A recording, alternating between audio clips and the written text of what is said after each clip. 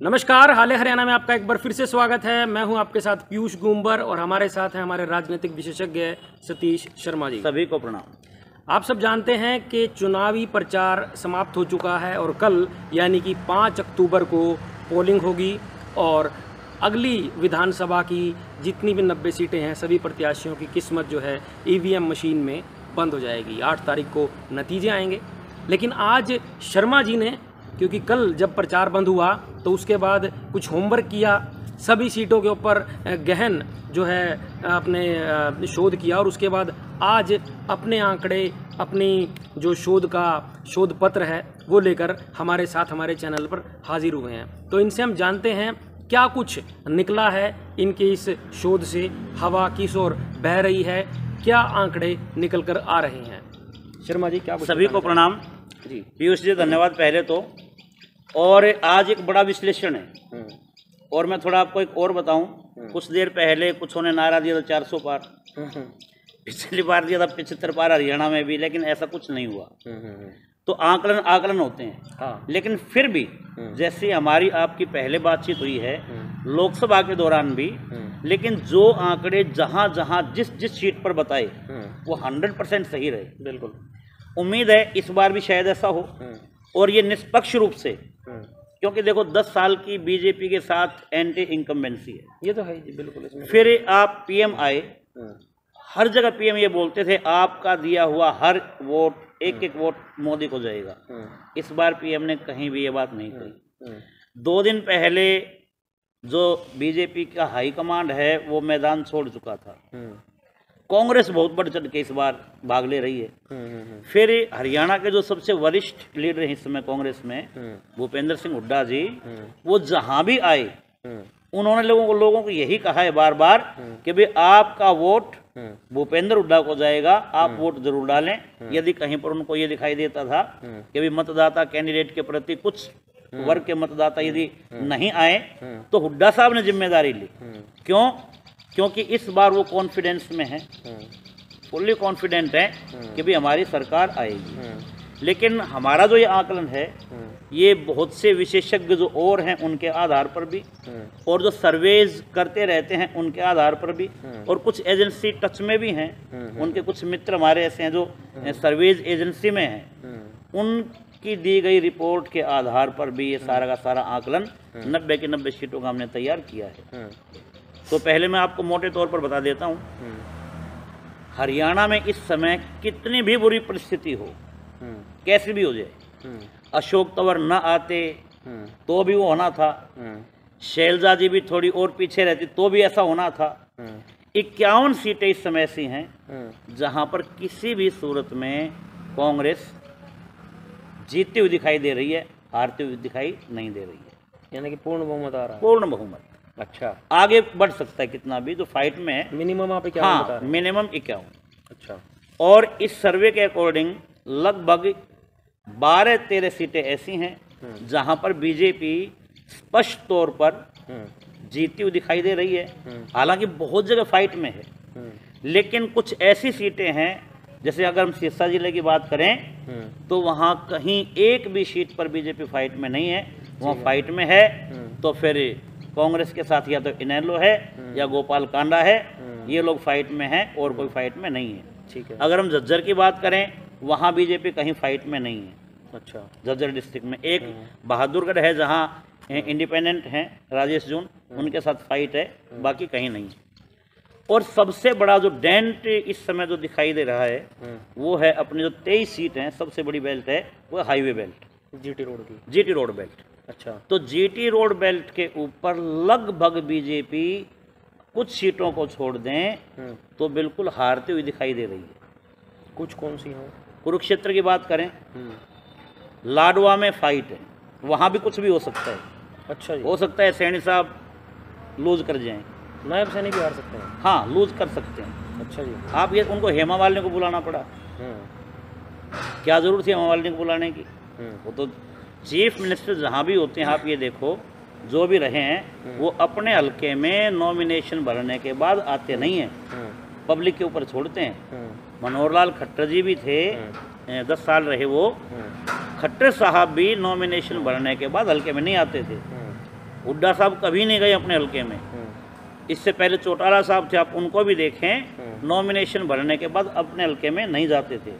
लेकिन अब यहाँ पर नायब सिंह सैनी जी को अपने हलके में लोगों से बातचीत करनी पड़ रही है। और बाकी तीनों की तीनों सीटें, थानेसर, पेहोवा और कुरुक्षेत्र की, वो तीनों सीटें वहाँ पर कांग्रेस स्पष्ट तौर पर जीतती हुई दिखाई दे रही है। अच्छा जी। अगर हम बात करें पंचकुला की, 2 सीटें, कालका और पंचकुला, दोनों कांग्रेस की ओर। अच्छा। अम्बाला की बात करें तो कैंट पर विज साहब फाइट करते हुए दिखाई दे रहे हैं। अदरवाइज तीनों सीटें वहाँ पर बीजेपी लूज कर रही है, तीनों कांग्रेस की झोली में वहाँ पे आती दिखाई दे रही है। अच्छा, कैंट वाले विज साहब संभाल लेंगे? बिल्कुल बिल्कुल। कैंट देखो, विज साहब बड़े लीडर हैं, फिर सीएम का की दावेदारी भी कर रहे हैं, और उनका बहुत बड़ा एक इतिहास रहा है वहाँ पर जीतने का, उनको हल्के में नहीं लिया जा सकता। लेकिन वो भी फाइट में इस बार जीत की पोजीशन में नहीं है। ठीक है। अब भी उसके बाद हम आगे आए तो आता है करनाल। अब करनाल में एक सीट है असंध, शमशेर गोगी, वो एक तरफा उनकी जीत है। तो वहाँ तो कह रहे हैं गोपाल राणा भी फाइट में है। देखिए, फाइट में तो कोई न कोई वैसे भी होता ही है, सेकंड पे जो भी आएगा वो फाइट में, ठीक है, जो भी सेकंड पोजीशन है। लेकिन वहाँ पर क्लियरली गोगी साहब जीते हुए। अच्छा जी। बिल्कुल। उसके बाद फिर इधर आ जाएं, घरौंडा सीट को ही लें जहाँ हम बैठे हैं। इस समय जो पिछले दिनों में जिस टाइप की मूवमेंट हुई है, राठौड़ साहब यहाँ भी स्पष्ट तौर पर, आंकड़ों में हम नहीं जाएंगे, लेकिन कंप्लीटली यहाँ से जीत रहे हैं। अच्छा जी। हार किसी भी सूरत में नहीं, और जीत जीत होती है। 1 वोट की भी जीत है और 30,000 की भी जीत। तो फिर आप जीत कन्फर्म दिखा रहे हैं? कन्फर्म। देखो, आप जातीय आंकड़े देख लें यहाँ के, और ये देखें भी पिछले चुनाव में कौन कहाँ थे। जो डेंट लगा इस बार, पंजाबियों का एक बड़ा तबका कांग्रेस में आया है, रोड बिरादरी है जिसकी 22-23 हज़ार वोट हैं, उनका भी एक बड़ा कांग्रेस की ओर आया है। ब्राह्मण हैं, वो भी 17,000 के आसपास हैं, 16-17 हज़ार, जो लगभग बीजेपी के थे, इस बार 70% से ऊपर कांग्रेस के साथ आए हैं। फिर राजपूत हैं 25,000, 11,000 और राजपूत हैं, और जाट है बहुत बड़ी कम्युनिटी, लगभग 18-19 हज़ार। फिर जट सिख हैं 4,500 के आसपास, जो एक तरफा हैं। फिर मुसलमान हैं, बनिए बहुत अच्छे तरीके से इस बार कांग्रेस में आए हैं। और फिर जो और हम छोटी छोटी बातें करें तो हर जगह इस बार वोट बैंक उनका बढ़ा है। फिर हमने दोनों की वीडियोस देखी, ये भी एक अध्ययन होता है।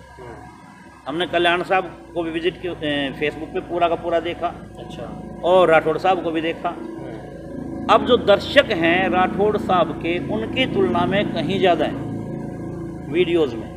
दर्शक मतलब जो वहाँ ऑन ग्राउंड जो लोग होते हैं? नहीं, मैं व्यूअर जो है। हाँ, व्यूअर्स भी। अच्छा। ऑन ग्राउंड भी राठौड़ साहब के साथ बहुत ज़्यादा पब्लिक होती है। लेकिन आप एक तो हरविंदर कल्याण जी ने जो वीडियो डाली, जो फोटोज डाले, राठौड़ साहब ने जो भी अपने फोटोज और वीडियोस डाली, आप तुलनात्मक अध्ययन करेंगे तो कमेंट्स भी बहुत ज़्यादा राठौड़ साहब को मिल रहे हैं। अच्छा। लाइक्स भी बहुत ज़्यादा राठौड़ साहब को मिल रहे हैं। अच्छा। और व्यूवर्स तो कई गुना राठौड़ साहब को मिल रहे हैं। अच्छा। इसका अर्थ क्या है कि लोग उनको देखना चाह रहे हैं, उनके मूवमेंट को देखना चाह रहे हैं, उनकी बातों को सुनना चाह रहे हैं। तो ये शीट भी हमें बिल्कुल वहाँ जाती हुई दिखाई दे रही है। अच्छा। नेक्स्ट बात करें Karnal district, Karnal city. City में सुमिता सिंह जी ने जिस तरीके से इलेक्शन को उठाया है, और फिर ये भी फर्क पड़ा है कि यदि नायब सैनी जी यहाँ से छोड़ के नहीं जाते, पंजाबी कम्युनिटी बहुत बड़ी कम्युनिटी है करनाल में, उनको छोड़ के गए हैं। यदि वो यहीं रहते हैं ना तो पंजाबी देखो बड़े वैसे सीधे से लोग होते हैं, ना लड़ते ना झगड़ते, रोष भी मीठे से प्रकट कर देते हैं, उसमें भी कोई ऐसा नहीं है, वो मान जाते हैं। अगर सैनी साहब मनाते तो सीएम रहे हैं, बड़ा कद हो जाता है, तो मान जाते वो। उनके जाने के बाद अब वहाँ पर एक डेंट लगता हुआ दिखाई दे रहा है। अच्छा। और सुमिता सिंह है भाई, वो खुद बीसी कम्युनिटी से हैं, हालांकि जगमोहन आनंद भी हैं, लेकिन सुमिता सिंह पहले भी 2 दफ़ा एमएलए यहाँ से रह चुकी, कद्दावर नेता हैं, और ये भी लगता है भाई अगर जीती तो मंत्री भी बनेंगी। एक तो महिला, ऊपर से तीसरी बार उनकी वो होगी। तो वहाँ पर भी जो अपर हैंड दिखाई दे रहा है वो दिखाई दे रहा है सुमित्रा सिंह। पांचवी अगर हम सीट की बात करें नीलोखेड़ी, वहाँ भी अच्छी फाइट है और धर्मपाल गोंदर जी को कमज़ोर नहीं आंका जा सकता, इलेक्शन कहीं भी जा सकता है। इंद्री की बात करें तो इंद्री में राकेश कामोज बढ़त इस समय लिए हुए हैं और पश्चिम वोट बैंक भी काफ़ी है। हाँ काफ़ी है, तो फिर क्या स्टार्टिंग से ही है। राम कुमार जी नहीं निकाल पाएंगे? नहीं, ये तो वैसे तो लोग तय करेंगे, हम कभी ऐसा नहीं कह सकते कि वो नहीं निकाल सकते या वो। हाँ कई बार चीज़ें स्पष्ट किसी के पक्ष में दिखाई देती हैं, लेकिन अगर हम इंद्री की बात करें तो इंद्री में राकेश कंबोज का अपर एंड दिखाई दे रहा है, एज उनको मिलती हुई दिखाई दे रही है और वो स्टार्टिंग से ही दिखाई दे रही है। और बाकी तो फिर आज का दिन बड़ा इम्पोर्टेंट है, कौन लीडर क्या गेम खेलता है। तो पहली रात तो बड़ी कत्ल की रात बोलते हैं राजनीति में तो इसको, तो ये हमारा यहाँ का मोटा मोटा आकलन था। और बाकी ये है बागड़ है 21 सीटें, बागड़ बेल्ट। हाँ बागड़ बेल्ट जिसमें अपना सिरसा है, हिसार है और भिवानी है, फतेहाबाद है, ये सभी बागड़ बेल्ट है।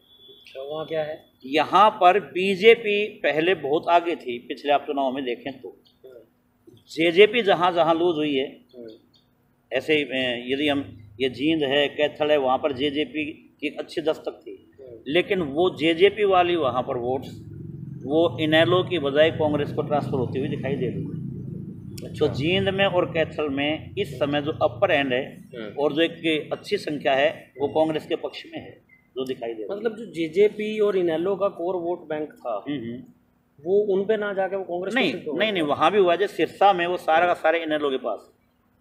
अच्छा, इनेलो कई जगह फाइट कर रही है, यमुनानगर में भी इनेलो फाइट में। अच्छा, और जो फरीदाबाद एनआईटी है वहाँ पर भी इनेलो फाइट में। अच्छा, इनेलो आश्चर्यजनक रूप से इस बार ग्रोथ करेगी और ये मानो 5, 6, 7 सीट तक इनेलो इस बार जीत सकती है।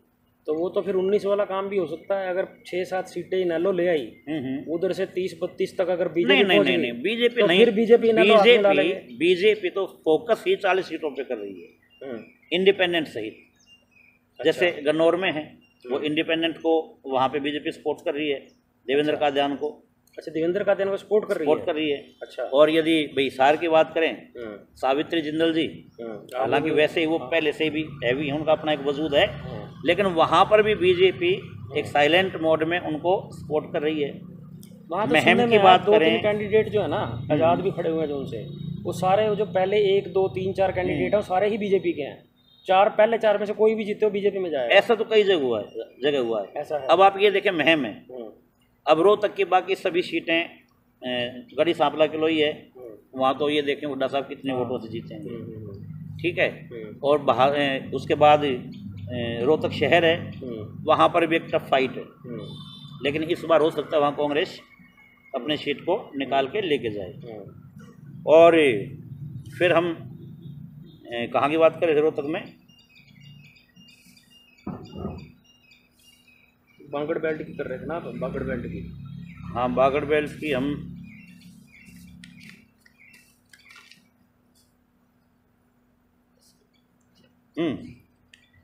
अब भी कलानौर है, यहाँ से कांग्रेस का अपर हैंड है, सीट निकाल लेगी। महम की अगर हम बात करें तो वहाँ हुड्डा साहब भी 2 बार जा चुके हैं, दीपेंद्र भी 2 बार जा चुके हैं, आशा हुड्डा जी भी 2 बार जा चुकी हैं वहाँ पे डांगी साहब को जिताने के लिए, क्योंकि वहाँ पर जो बलराज कुंडू है वो एक वहाँ पर फाइटर फेस अच्छा, और बीजेपी वहाँ पर भी अपने कैंडिडेट के बजाय नीचे बलराज कुंडू को सपोर्ट कर रही है। तो बीजेपी का जो इस बार गेम है वो बहुत जगह इंडिपेंडेंस की ओर है। अच्छा, बहुत जगह। तो अगर हम अपनी बात करें बीजेपी की, आप ये मान के चलो 25 के आसपास हार्डली यहाँ पर बीजेपी की टाइट समय दिखाई दे रही है। 25 सीटें निकाल सकती है। हाँ 25 सीटें बीजेपी निकाल सकती है। अच्छा, लेकिन कांग्रेस 51 आप ये मान के चलो कांग्रेस जीत चुकी है, और बाकी वो कहाँ तक जाएगा। जैसे 14-15 सीट ऐसी हैं जहाँ कांग्रेस और बीजेपी में बड़ी गजब की फाइट है। अच्छा, बहुत कांटे की फाइट है, कितने में भी थोड़े थोड़े अंतर में मतलब हार आप जीत होनी है। 51 से अलग बता रहे हो?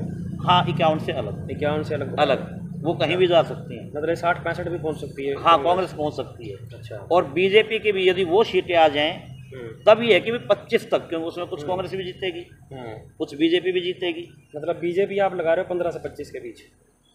25 के आसपास 25 ओवरऑल जो दिखाई देता है। 25 तो मैक्सिमम मैक्सिमम इतनी सीटों पर बीजेपी, और लगभग 6-7 कैंडिडेट इंडिपेंडेंट इस बार विधानसभा में पहुंचे। और इनेलो और जेजेपी?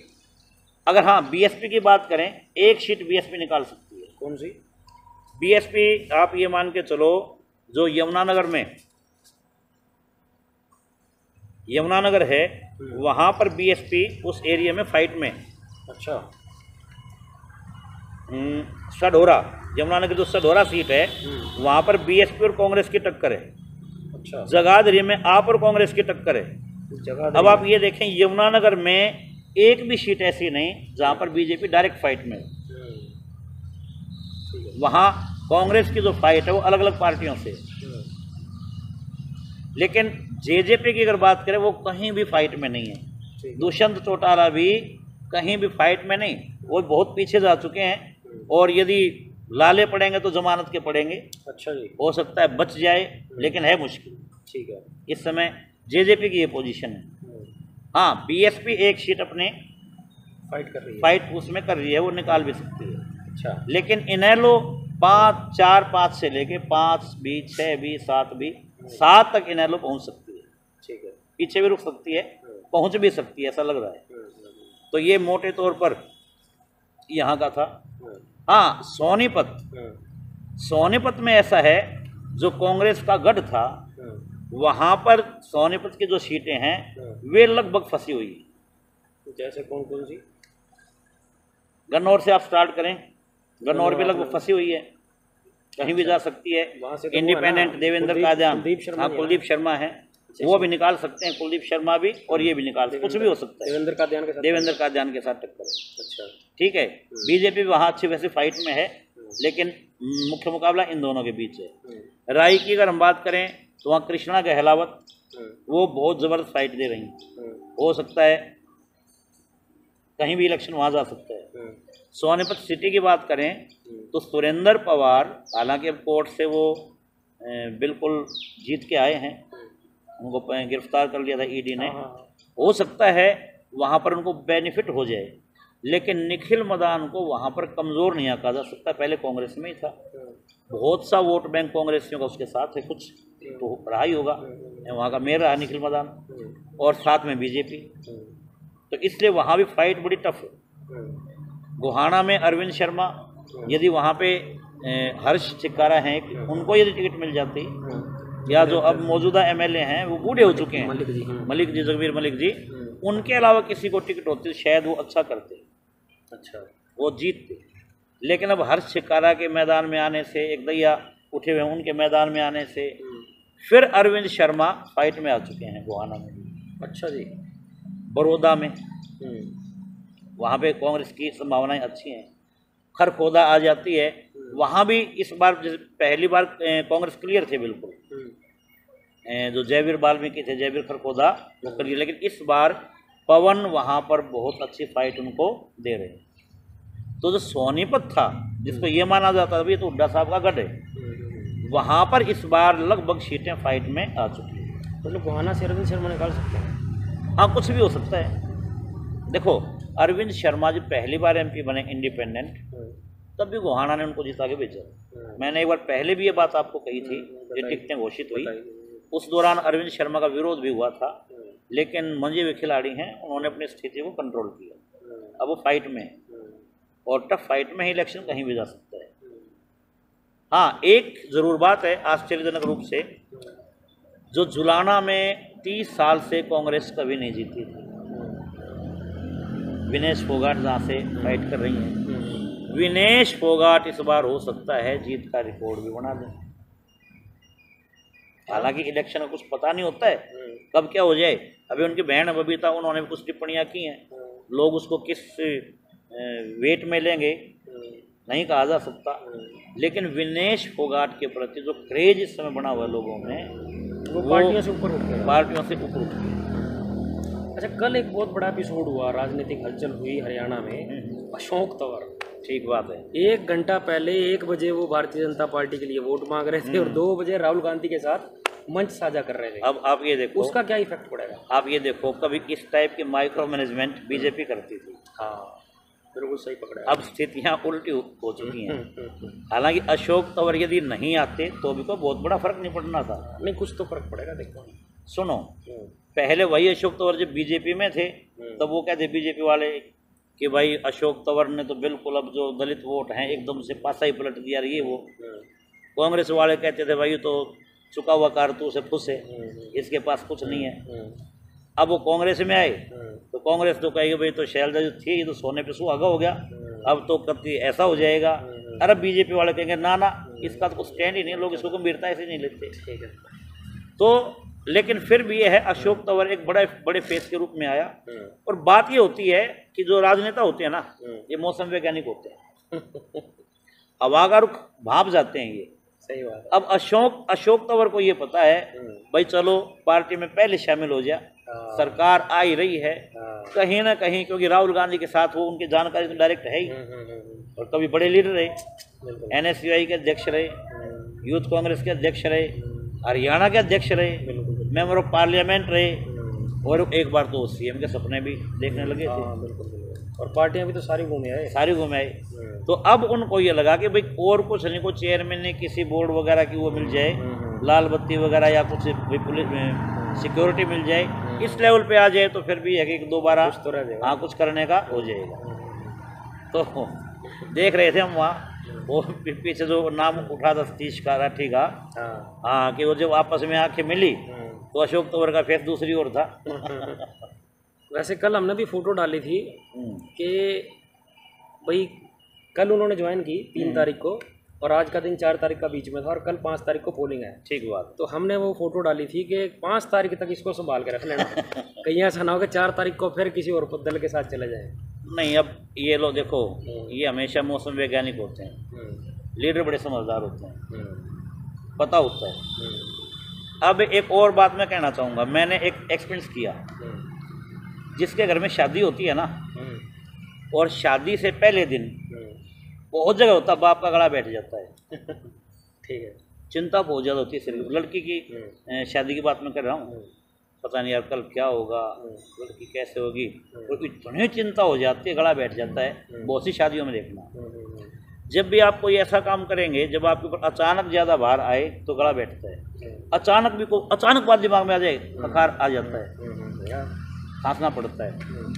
कल मैंने बॉडी लैंग्वेज देखी, किसकी? अपने कल्याण साहब की भी देखी, उनका गला उनका बैठा हुआ है। अब वो देखो चिंता तो हो ही जाती है यार, ये तो बाजी हाथ से गई। और राठौड़ साहब की बॉडी लैंग्वेज देखें, गला तो उनका बैठा हुआ है, गला उनका तो पहले से ही बैठा हुआ था। वही तो गला तो बीच में उनका बीच में बैठ लिया था उनका, मैंने पहले बताया उनका इलेक्शन उठा 70% के साथ, बाद में डाउन आया, ठीक है, फिर गला बैठा, चिंता हुई, लेकिन अब वो कंट्रोल कर गए। अच्छा, कल का जो दोनों का रोड शो निकला था, उस रोड शो में भी जो है ना, मतलब जो रोड शो कभी अरविंदर कल्याण जी का निकला था 14 में, कल का जो राठौर जी का रोड शो था उस तरह का। देखो कई चीज़ें होती हैं, वैसे भी एक ही कपड़े को आदमी पहने रहें तो वो फिर मन से उतर जाता है। हम यहाँ ये नहीं कहेंगे, वो नहीं कहे, ये अलग अलग बहस का मुद्दा है, किस पार्टी ने अच्छा काम किया, किसने बुरा किया। लेकिन इस समय जो सबसे बड़ी बात है, लोग बीजेपी से ऊब चुके हैं। बस वही ऑटोमेटिकली एक ह्यूमन नेचर है कि चेंज चाहिए। और फिर 10 साल तो बहुत लंबा पीरियड हो जाता है। और फिर क्या होता है, जब भी 10 साल तक कोई भी जो लीडर होता है, लीडर तो 5 साल में ये ऐसे मोटे भारी भरकम हो जाते हैं कि 50 पीढ़ियों का उनका जुगाड़ हो जाता है सभी का। और 10 साल में तो फिर बातें ही अलग। फिर उनको जो आम जनता है ना, वो कीड़े मकोड़े जैसे दिखाई देने लग जाती है। हर किसी की बात है ये। आप बीजेपी के लीडर्स के बयान देख लें, सेंटर वालों के, कैसी भाषा का इस्तेमाल वो करते हैं। आप 14 से पहले जब 10 साल यूपीए को हो गए थे, उनके जो कांग्रेस के मंत्री थे, उनकी उस समय की बात सुन लें। सही बात है, लोगों को ठीक तरह आंकते नहीं थे। और फिर एक जो नारा ये था, आएगा तो मोदी ही, इसका क्या अर्थ होता है? ये अहम है। बिल्कुल बिल्कुल। आएगा तो मोदी ही, अहम है ये। हम तो आम तौर पर जो हमारे बीजेपी के साथी हैं उनको भी और कांग्रेस के भी जो इस टाइप के कई बार बोलते हैं ना, देख लेना यही होगा। नहीं भाई, आप पब्लिक को चैलेंज कर रहे हो, गलत कर रहे हो। सुनना तो उनको है, बाकी लोग तो सभी के आइडिया हैं, बिल्कुल हमारे भी आइडिया हैं। और जो बड़े बड़े जो जिनका सैंपल पेपर बहुत बड़ा होता है, जो 20-20, 30-30, 50-50 हज़ारों की वो लेते हैं, आप लोकसभा उनके फेल हो जाते हैं। लोकसभा के एग्जिट पोल देख लो, वहीं से पता चल जाता है। एग्जिट पोल भी जो है बिल्कुल जो है उलट हो गए।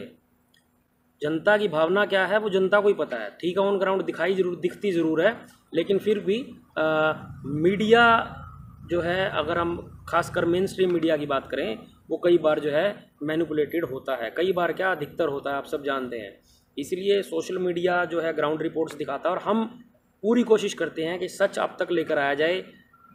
सच दिखाने की कई बार हमें कीमत भी चुकानी पड़ती है। कई बार लोग हमें बोलते हैं पर्टिकुलर किसी एक पार्टी से आप जुड़े हुए हो, लेकिन अक्सर यही होता है, एक निष्पक्ष और एक ईमानदार पत्रकारिता जो होती है उसमें ये दो मुही तलवार है। देखो पीयूष जी, ये तो हमेशा होगा ही। अगर ये सर्वे बीजेपी के पक्ष में दिखाया जाता, वो कहते कि ओहो ये तो भाई बिल्कुल ठीक है, कांग्रेस वाले कहते भाई तो बिक गए हैं, आपको तो जरूर बेच देते। ठीक है, करते हैं लोग, कमेंट करते हैं, पत्रकार हैं आप तो। बिल्कुल जी। ऐसे ही अब ये उसके पक्ष में, हम नहीं, ये तो हर कोई बोल रहा है। पीएम साहब की बॉडी लैंग्वेज बता रही है, खट्टर साहब कहीं दिखाई ही नहीं दे रहे। यहाँ तक कि गरोंडा में तो 3 बार आ लिए, गरोंडा में तो आए, वो हाई प्रोफाइल सीट नहीं है, सीएम की सीट पर आप वहाँ देखें खट्टर साहब फोटो से गायब थे। बाकी सब जगह उनको पीएम की, हाँ पीएम की हरूस से वो थे। फिर मैंने एक और देखी खट्टर साहब की, वहाँ पर चौपाल घाट पे चौपाल या इस टाइप की एक वीडियो देखी उनकी एक यूट्यूब चैनल पे। वहाँ कुछ लोग खड़े होंगे 50, 60, 70, खट्टर साहब उसमें भाई घाट पे बैठे हुए हैं। आप ये देखो, सीएम 20-20, 30-30 हज़ार लोगों की रैली करते हैं। क्या पोजीशन आ गई खट्टर साहब की कि 50, 60, 70, 100 लोगों के बीच में जा जाके वो घाटों में बैठ बैठ के चर्चा कर रहे हैं। ये स्थिति आ चुकी है। एक चीज़ मैं यहाँ और ऐड करना चाहूँगा, ये स्थिति तो आ गई है, लेकिन इस स्थिति के बावजूद भी है ना जी, उनके अंदर वो जो है ना, जो अहम की आपने बात की, देखो वो एक तो नेचुरल होता है, बस नेचुरली घुस गया उनके अंदर। आप थोड़ा सा ये देखो, जिस आदमी ने कभी पंचायत मेंबर का चुनाव नहीं जीता हो, एकदम वो चीफ मिनिस्टर बन जाए। जब उन्होंने शैलजा को इनवाइट किया बीजेपी में, तो शैलजा का जवाब बड़ा सदा हुआ था कि मैं उनसे 24-23 साल सीनियर हूँ। जब खट्टर साहब सीएम पहला इलेक्शन उन्होंने लड़ा, उससे 23 साल पहले वो सांसद और मंत्री बन चुकी थी सेंटर में। मतलब वो मेरे से बहुत जूनियर हूँ, मेरे को क्या समझाएंगे। सही बात है। तो उनको तो अचानक मिली थी, उनका कोई संघर्ष नहीं था। मैं अपना एक जो है एक्सपीरियंस बताना चाह रहा था, बीच में रह गया। अभी पिछले दिनों खट्टर साहब गरोंडा आए थे, और जैसा कि आरोप लगता है अधिकतर भारतीय जनता पार्टी के शीर्ष नेतृत्व पर लगता रहता है, स्टेट पे भी और राष्ट्रीय भी, वो पत्रकारों के सवालों के जवाबों से, मतलब सवालों से बचने की कोशिश करते हैं, अक्सर देखा जाता है। देखो, तो जब गरोंडा आए, हमने माइक आगे किया, माइक उन्होंने ऐसे हाथ से साइड पे कर दिया, उनके सिक्योरिटी वालों ने पत्रकारों को साइड पे किया और लेके चले गए। तो ये चीज़ें जो है ना जी, इन चीज़ों का जो है भारतीय जनता पार्टी को नुकसान उठाना पड़ता है। हिंदू मुस्लिम, जाट नॉन जाट, ये आसान चीज़ें होती हैं, चल गई कुछ दिन। मोदी साहब ने एक प्रेस कॉन्फ्रेंस की थी 10 साल में। कब की थी? उसमें अमित शाह बैठे थे साथ में, मोदी जी ने तो एक बार मुंह खोला था, बाकी आंसर अमित शाह ने दिए। हाँ, फिर वो उनकी प्रेस कॉन्फ्रेंस थी, वो मुझे याद है। हाँ, वो थी पहली बार की, ना 19 वाले चुनाव से पहले। 19 का जब चुनाव का आखिरी चरण का मतदान था ना, जिस दिन, उस दिन शाम को बैठे थे शाम को, और उसमें एक पत्रकार ने एक सवाल डायरेक्ट पूछा था मोदी जी से, उसका जवाब के लिए उन्होंने इशारा कर दिया था अमित शाह की तरफ, भाई ये बैठे हैं हमारे अध्यक्ष, ये जवाब देंगे। वो एक सिंगल सवाल का जवाब भी नहीं दे पाए। डॉक्टर मनमोहन सिंह, हाँ जी, डॉक्टर मनमोहन सिंह, हाँ जी, वो 8 पत्रकार वार्ताएं की उन्होंने, ओपन, कोई कुछ पूछो, जबकि वो तो बोलते ही नहीं थे। फिर एक फोटो एक फेसबुक पे मैंने देखा, जिसमें अंबानी जी खड़े हुए हैं, पीएम उस दौरान मनमोहन सिंह वो आए, और वो हाथ बांधे खड़े हैं यूँ झुके हुए, और मनमोहन सिंह आ रहे हैं। आजकल वीडियो जारी होती हैं, जिसमें अंबानी जी मोदी जी के कमर में थपकी लगाते हैं। पीएम हैं, राजा हैं, वो कार्यकारी अध्यक्ष हैं। बिल्कुल बिल्कुल। उनको कोई उद्योगपति थपकी मार दे, ऐसा नहीं होना चाहिए। बिल्कुल लेकिन अब लोग धीरे धीरे समझ रहे हैं और मोदी जी का ग्राफ भी उनको पता है इस बात का, और इसलिए बड़े इस समय परेशान रहते हैं। कहीं भी अच्छा लैंग्वेज देखिए, कांग्रेस का दामाद, कांग्रेस की विधवा, नहीं लैंग्वेज पे तो उनके है नहीं। कांग्रेस की विधवा, कैसे कैसे शब्दों प्रयोग करते ये हैं। बात तो इन चीज़ों ने भी धीरे धीरे, स्टार्टिंग में लोगों को अच्छा लगा, क्यों? जब लोग कांग्रेस के खिलाफ थे, ऊब चुके थे ना, ऊब चुके थे। लेकिन अब वो शब्द जब सुनते हैं तो ये लगता है पीएम की लैंग्वेज ऐसे नहीं होनी चाहिए। बिल्कुल बिल्कुल। तो ठीक है जी, आज का जो है वीडियो हम यही समाप्त करते हैं। कल या परसों फिर एक बार आपके साथ मिलेंगे, कोशिश करेंगे कि कल ही मिलें मतदान के बाद, क्या कुछ रहा मतदान में। आप भी कमेंट ज़रूर कीजिएगा कि हमारा विश्लेषण आपको कैसा लगा, या आप जिस भी जगह से देख रहे हैं हरियाणा की, जिस भी विधानसभा सीट से ताल्लुक़ रखते हैं, आपकी जो विधानसभा सीट है वो किस ओर जा रही है, किसके खाते में जा रही है, आप कमेंट में ज़रूर लिखिएगा। अगर आप पहली बार हमारे फेसबुक पेज पर जुड़े हैं या ये वीडियो यूट्यूब पर देख रहे हैं तो दोनों प्लेटफॉर्म्स के साथ जुड़िए, फॉलो कीजिए, सब्सक्राइब कीजिए। अगर पहले ही जुड़े हुए हैं तो हमारे इस वीडियो को शेयर कीजिए ताकि आगे आने वाली और भी वीडियोज़ आप तक सीधा पहुँचती रहें। फ़िलहाल के लिए इतना ही, इजाज़त लेते हैं आपसे। मैं हूँ पीयूष कुंबर और हमारे साथ सतीश शर्मा। धन्यवाद।